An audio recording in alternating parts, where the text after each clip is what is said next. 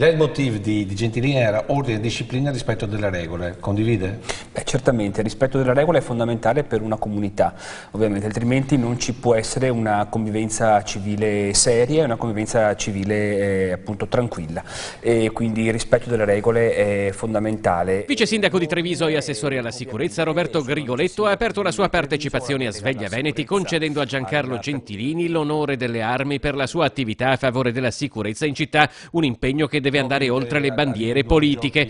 Diversi temi trattati nel corso della puntata, rispondendo anche alle tante telefonate dei telespettatori, e non sono mancate le novità, come ad esempio per chi abita in alloggiate. Quindi stiamo facendo delle verifiche su questo, perché effettivamente non è nemmeno giusto garantirla a pioggia a tutti, quando c'è chi potrebbe invece arrangiarsi, diciamo, alla possibilità e dare quindi l'opportunità a chi ha veramente bisogno di essere effettivamente aiutato. Quindi una verifica che va fatta in ad ampio spettro, esattamente. La possiamo dare come notizia, cioè verificherete l'ISEE delle case popolari? Certo, certo. Non è l'unica notizia data dal vice sindaco nel corso della puntata, rispondendo ad un telespettatore che lamentava l'inquinamento provocato dai tanti voli in transito all'aeroporto Canova, ha detto così. Siamo per chiedere assolutamente la riduzione del numero dei voli all'aeroporto Canova, ed è possibile farlo, ed è possibile ottenerlo.